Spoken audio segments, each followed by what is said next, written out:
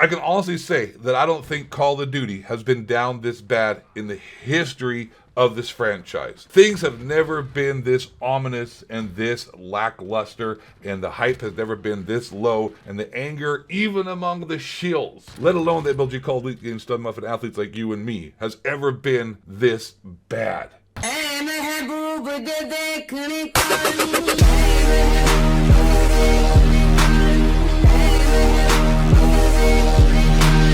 What's up, everybody? Welcome to the video. I am the Ghost of 8. I appreciate you. Hope you're doing great. Hope you're having a good day. Thank you for your support. Make sure to smash the like button if you enjoyed this video. Let's help get yours truly up to 100,000 subscribers and spread the word and the gospel of the truth of the Lord when it comes to elite gaming athletes. Like I said there in the intro, Call of Duty has never been down this bad. I mean, even the Activision shill #1 Twitter account in the world, otherwise known as Charlie Intel, is keeping it real and packing the steel and has had enough of the nonsense when it comes to this game and is openly criticizing the game and talking about how bad it is. Unless your name is Hutch, everybody is upset at this franchise right now and is saying that it has never been in such a bad state. There's some funny things that are going on as well that crack me up. That people are saying now, they're like, oh yeah, you guys are so beautiful and so smart and so brave. How you say these things are so amazing. Meanwhile, people like myself and you gaming stud muffins out there have been yelling this on the top of the mountain for the longest time, but now finally the Activision shills are finally coming around to the reality of what has been going on and are actually saying the same things that myself and others like Blame Truth and and even exclusive Ace have been saying. One of the first tweets I want to focus here on by Charlie Intel is this one right here. And this is like what I said, and I've been saying, you've been saying, everyone's been saying who's got a brain for the longest time. And finally, they're coming to the actualization. Hey, you know what? Yeah, maybe there should be a bigger focus on multiplayer. The mode that made Call of Duty. Hey, where have you heard that before? Oh, I don't know, baby. I've been saying that since Christ was a cowboy.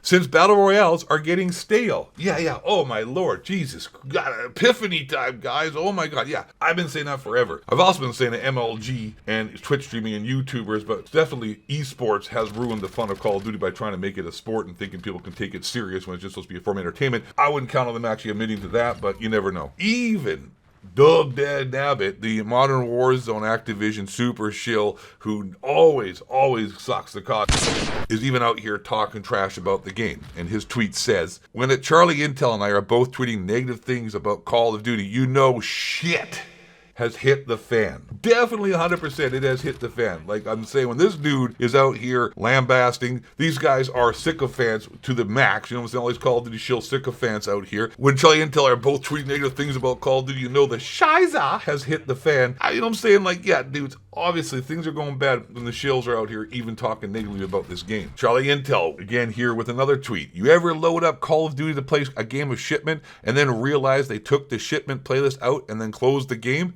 Cause same. I mean, that's what I've been talking about the other day on my video. I talked about how they just flip-flop and do the 3-card Monty. Same crap, different year. You know, they try to make it look like this new content or whatnot. One week we got Shoot House, one next week we got Shipment. They would sort of slide it back and forth and try to, you know, take things away and bring them back so you sort of feel like, oh, thank you. It's like almost like Stockholm Syndrome. It's like, oh, thank you, sir. May I please have some more soup, sir? And I talked about this the other day when I showed the video of Hutch defending Call of Duty and how Modern Warfare 2 is not dead and it's doing great and Twitter criticism is not real life. But, you know, Charlie Intel have said as well, we've heard from multiple people, and I'm sure you've heard and seen multiple videos because it's the hot topic here on YouTube right now for the algorithms, and even people doing late Call of Duty videos are jumping on this hype train. But we've heard from multiple people that Warzone 2's player count dropped over the break at a higher rate than expected. Essentially, even looking at not just Steam numbers, but also like just console numbers across the board, when you add it all together, PC players, Battle.net, it apparently has dropped almost 75%.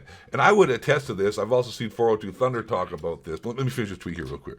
Unclear what all this means for what will change this point. Hope we get some good updates soon. But even 402 Thunder has talked about this. I don't know if you've been playing this game at all. I don't know. You could rub two sticks together and get more fire than the brains it takes to stand playing this video game for longer than 20 minutes. But I've noticed, and if you're playing as well, you might notice, the same people always in the lobby. If it's that big popular, there's that many people playing the game, why do we always get the same members in the lobby? If you try to just play free-for-all or play team deathmatch and just do a few selections. I usually, like, for quick play, select everything, because apparently that's a way to circumvent the skill-based matchmaking a little bit, because when you select every single game type, it gives you a bigger, broader audience to choose from. And I don't know what's the difference. I still have to play against dudes wearing CDL skins jumping around corners with no dads. But I have noticed that I have the same people in the lobby quite a lot. And 402 Thunder is on Twitter and making YouTube videos about this all the time, talking about how even if he blocks people, they're still showing up in his damn lobby. And then now another Charlie Intel tweet. I don't even need to use anyone else. There's like a million other YouTubers out there that I could cite as sources here, but Charlie Intel's doing a great job shitting on this game, so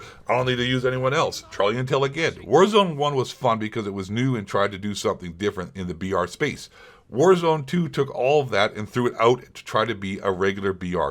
A literal change for the sake of change. Warzone 1's player count obviously benefited from the influx of people at home because of lockdown then, but the game was still fresh and fun. And I agree with that as well, because you can look at that for Call of Duty multiplayer. They change things around in the multiplayer year after year for the sake of changing it when it doesn't actually benefit anybody. That is the epitome of just stupid developers who lack creativity to actually think of something that would make things better, rather than just thinking of things for the sake of making things. It's like, it doesn't actually make the gameplay better. You don't include it. That's like design philosophy 101. You don't do things for the sake of doing things. When you're making videos and you're making any kind of content, making editing, the rule is, if you think you should trim the fat, if you think you should cut something out, if it doesn't bring something like pizzazz or to it, you always cut. Like, that is the rule one. When in doubt, cut it out. Boom. You can write that down and put it on a shirt. That will go to all the Jewish people out there and the Catholics, if you know what I'm saying. That's a circumcision joke. Look what they did with multiplayer. What was the point of all the changes they made? They made the stupidest changes in the world. I mean, the perk system. Like, what was that? Like, I got, cold-blooded, or like, I got the perk chain, and like, it doesn't really make any sense. Doesn't really add anything to the game. It's just change for the sake of change. Then you change around the kill streaks and how things are operated and the gun skills. You had skill-based matchmaking, which is a really big change because you think it's going to help you out. All the stuff they've been saying is going to hurt this game in the long run. Even Exclusive Base made a video and made videos about this. I've made videos about this. Blame 402 Thunder. Anybody with a brain has made videos on this topic, to the fact where they said, like, all this change, all these things you're doing are going to be good for short term, but for long term player retention and enjoyability and the betterment of the franchise, all these things you're doing are going to end up hurting the game. And here we are in 2023, and even the shills, Charlie Intel, the sycophants, the Call of Duty COD dick riders are all out here shitting on this game, and things are looking bleak, man. Things are not looking up to par. I've been saying this for a long time. I mean, like, I'm ahead of the game. I'm ahead of the curve. I don't miss. I'm like Steph Curry, but a whole lot taller, a whole lot more attractive, a whole lot more athletic, and a whole lot poorer. So make sure to smash the like button, subscribe, so I can eat. Bro, what are you talking about, man? But all jokes aside, I'm not as good as Steph Curry, and this game is not as good as any other Call of Duty ever. In fact, Call of Duty's been going downhill forever. When the best Call of Duty in recent years is Black Ops 3, if you think otherwise, you're an idiot. We're not. No. There's no debate here. There's no debate. The best Call of Duty in the last since Black Ops 3. After that, sucked. It's all sucked. It's been horrible. Well, it hasn't been horrible, but it hasn't been good. Black Ops 3 is the best Call of Duty ever. This is not a democracy, it's not a vote. This is a dictatorship of a Call of Duty elite game and stud of an athlete. You know when things are rough, when the Jetpack Call of Duty was the best one with the worst microtransaction ever. That's all I'm saying. And the shills out here and the sycophants are crapping on this game and are being very, actually, finally, a little bit honest and transparent. You know, it's nice to see us all sort of lining up here to fight against Activision and Call of Duty developers that don't know what they're doing. With that being said, I appreciate you. Hope you guys enjoyed the video. Take care of yourself. Life goes on. Do. And I'm out of here. Peace.